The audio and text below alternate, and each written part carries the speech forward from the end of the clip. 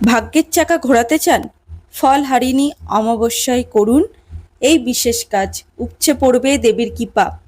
31শে বৈশাখ 15ই মে শুক্রবার শেষ রাত্রি 4:02 থেকে শুরু হচ্ছে অমাবস্যা তিথি।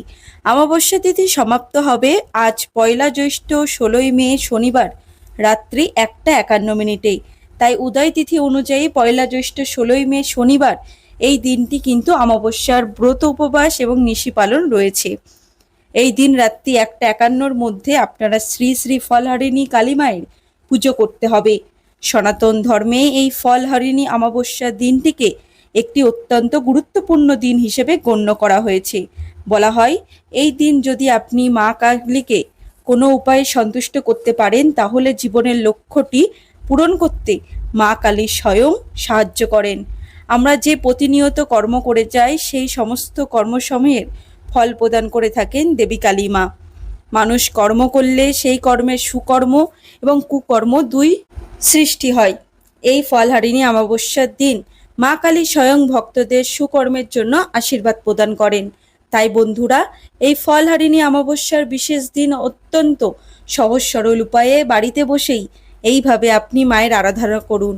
দেখবেন মায়ের কৃপায় আপনার যাবতীয় সমস্যা দূর হয়ে যাবে, এক পরম শান্তি অনুভব করবেন। বন্ধুরা, ফলহারিণী অমাবস্যায় মা কালিকা যেহেতু ভক্তদের কর্মফল প্রদান করে থাকেন এবং তার সঙ্গে ভক্তদের যাবতীয় খারাপ বা কুকর্মের ফল হরণ করে থাকেন, ফলহারিণী অমাবস্যাতে মাকে সন্তুষ্ট করতে গেলে, মায়ের পুজো করতে গেলে অতি অবশ্যই এই ফলগুলির মধ্যে যে কোনো একটি মায়ের উদ্দেশ্যে অর্পণ করুন। বন্ধুরা, এই সময় আমরা মা প্রকৃতির কৃপায় গাছে বিভিন্ন মৌসুমি ফল পেয়ে থাকি, যেমন ধরুন আম, জাম, কাঁঠাল, লিচু, তরমুজ ইত্যাদি। এই উক্ত মৌসুমি ফলগুলির মধ্যে থেকে যে কোনো একটি ফল আপনি এই ফলহারিণী অমাবস্যার দিন মার উদ্দেশ্যে নিবেদন করতে পারেন। ফলহারিণী অমাবস্যা মাকে পুজো করার সঠিক সময় হলো শনিবার, মূলত সন্ধ্যার পর করলে সব থেকে ভালো হয়। আরেকটি বিষয় বলি, যেহেতু শনিবার অর্থাৎ আজ এই অমাবস্যা সম্পন্ন হচ্ছে, তাই এই অমাবস্যাকে শনিশ্বরী অমাবস্যাও বলা হয়। আর এই শনিশ্বরী অমাবস্যাতে যদি অমাবস্যার ব্রত পালন করা হয় তাহলে এর ফল সহস্রগুণ বৃদ্ধি পায়। বন্ধুরা, এইবার আসবো ফলহারিণী অমাবস্যাতে কিভাবে মায়ের পুজো করবেন। এই ফলহারিণী অমাবস্যাতে মায়ের পুজোর জন্য অত্যন্ত সামান্য উপকরণ প্রয়োজন। লাল জবা ফুলের মালা অবশ্যই রাখবেন। 108টি জবা ফুলের মালা রাখতে পারলে খুবই ভালো, অথবা লাল জবা রাখবেন। অপরাজিতা ফুলের মালা রাখতে পারেন। সাথে রাখবেন 5 রকমের মৌসুমি ফল। কি কি রাখবেন ফল? আম, জাম, লিচু, কাঁঠাল ইত্যাদি রকমারি ফল রাখতে পারেন। এছাড়া এই সিজনে পাওয়া যায় তরমুজ, তালের শাঁস ইত্যাদিও রাখতে পারেন। মা কালীর উদ্দেশ্যে যদি কোনো ভোগ অর্পণ করতে চান, খিচুড়ি ভোগ, পায়েস অথবা লুচি, সুজি ইত্যাদি অর্পণ করতে পারেন। আপনার বাড়িতে বসে অথবা যে কোনো কালী মন্দিরে গিয়ে এই পুজো সম্পন্ন করতে পারেন। পূজার শুরুতে ওই স্থানে সামান্য গঙ্গাজল ছিটিয়ে নিন। তারপর একটি আসন পেতে বসুন। এরপর সেই প্রদীপ বা মোমবাতি জ্বালান, সঙ্গে জ্বালান ধূপকাঠি।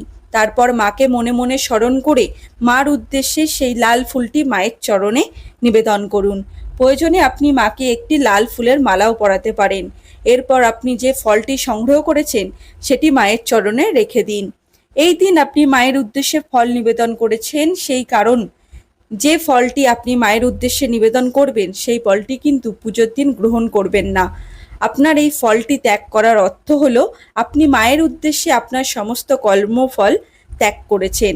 আপনি যদি এই প্রার্থনা করেন তাহলে একটি ফল, যদি 3টি প্রার্থনা করেন তাহলে 3টি গোটা ফল নিবেদন করবেন এবং আলাদা আলাদা প্রার্থনার জন্য আলাদা আলাদা ফল নিবেদন করবেন। তবে হ্যাঁ, যে ফল নিবেদন করছেন পুজোর দিন সেই ফল কিন্তু কখনো গ্রহণ করবেন না। মা কালীকে যে মালা এনেছেন ফুলের মালা পরিয়ে দেবেন, জবা ফুল অথবা অপরাজিতা ফুলের মালা। তারপর আপনাদের পুজো শুরু হবে।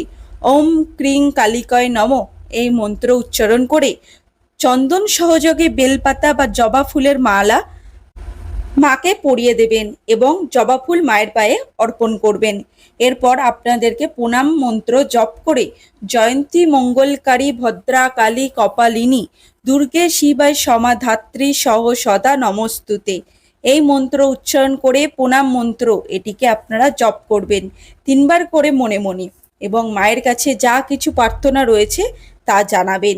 শেষে আপনাদের ধূপ এবং দীপ দেখিয়ে আরতি করবেন, শঙ্খ বাজাবেন। বন্ধুরা, এই ফলহারিণী অমাবস্যার দিন আপনি এইরূপ নিষ্ঠা এবং ভক্তির সঙ্গে যদি মায়ের আরাধনা করতে পারেন, নিশ্চিত রূপেই আপনার সমস্ত যাবতীয় বাধা এবং সমস্যা মায়ের কৃপায় দূর হয়ে যাবেই। আশা করি দর্শক বন্ধুরা এই ভিডিওটি আপনাকে সমৃদ্ধ করেছে। এরপরও যদি এই সংক্রান্ত কোনোরূপ প্রশ্ন থাকে সেটি আমাকে কমেন্ট বক্সে জানাবেন, আমি অবশ্যই আপনার প্রশ্নের উত্তর দেব। দেখা হচ্ছে আবার একটি নতুন ভিডিওতে। ততদিন ভালো থাকবেন, সুস্থ থাকবেন। জয় মা কালী।